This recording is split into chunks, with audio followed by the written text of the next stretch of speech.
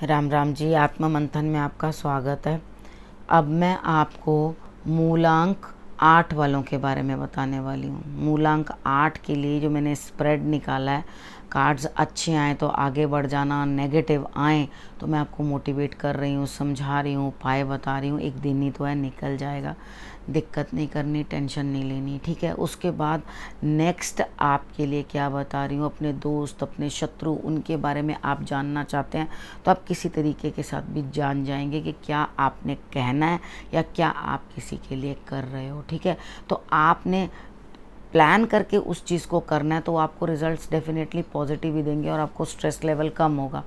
Actually क्या होता है कि अगर आप ये प्रेडिक्शंस सुनते हो ना तो आपका स्ट्रेस लेवल कम होता है, आपका माइंड मैनेज कर लेता है। अनजाना सा डर, पता नहीं क्या होगा, पता नहीं क्या होगा, तो वो चीज़ आपके सामने क्लैरिटी होती है कि ये ऐसे नहीं ऐसे होगा, ठीक है। उसके बाद हम बात कर लेते हैं संडे की। संडे वाले दिन मुझे ऐसा लगता है कि आपको किसी ना किसी का कॉल आने वाला है और आपका कोई ना कोई काम बनने वाला है। कोई मित्र आपको कॉल कर सकता है, मित्र आ सकता है या आपसे फ़ोन पे बात कर सकता है और आपको कोई खुशखबरी दे सकता है जिसके कारण आपको खुशी महसूस होगी, ठीक है। उसके बाद आपने करना क्या है, आपने सूर्य की आराधना कर लेनी है। लेट उठते हो तो पिताजी को पैरी पहना कर लेना, नमस्कार कर लेना, उनको हाथ जोड़ देना और सर झुकाओगे तो बिल्कुल आशीर्वाद प्राप्त होगा, ठीक है। क्योंकि झुके पर तो फल लगता है ना, जो अकड़ जाए तो वो थोड़ी ना फल लगता है उसके ऊपर। उसके बाद हम बात करते हैं मंडे की। मंडे वाले दिन मुझे ऐसा लगता है कि आपके लिए कुछ ना कुछ परिवर्तन, यानी कि भाग्य जो है आगे बढ़ रहा है।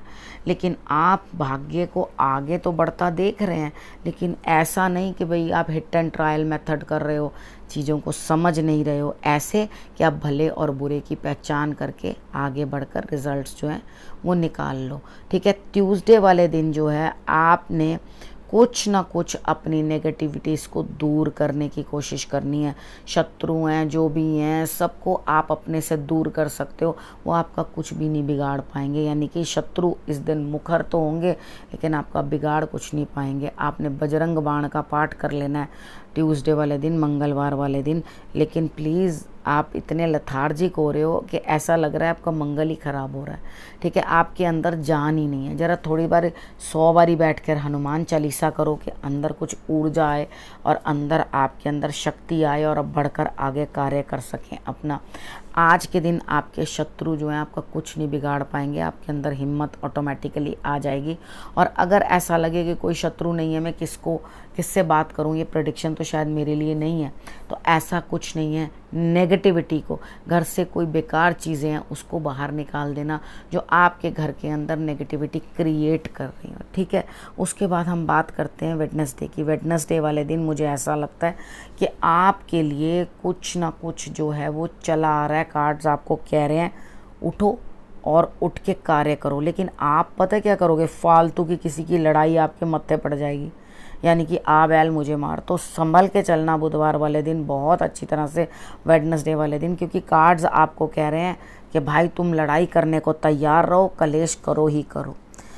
शांति शांति शांति, ठीक है। सबसे पहले इतनी सी फिटकरी लेना, अपने सिर से एंटी क्लॉकवाइज उतारना और उसको आपने किसी गमले के अंदर जहाँ फूलों वाले पौधे हों वहाँ डाल देना, ठीक है। तो खट्टी सॉइल जो होती है उसके कारण आपको जो है बेटर फ्लावर्स मिलते हैं।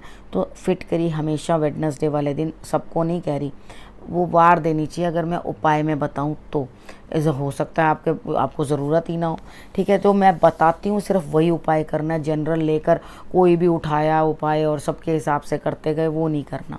उसके बाद हम बात करते हैं थर्सडे वाले दिन की। थर्सडे वाले दिन आपको किसी ना किसी को धन देना पड़ेगा, कुछ ना कुछ देना पड़ेगा, देकर जान छुड़ानी पड़ेगी अपनी। और उसके बाद आपको इस बात को आया गया करना पड़ेगा, यानी कि जाओ भैया जान छुड़ाओ, ठीक है। उस चीज़ को नज़रअंदाज कर देना।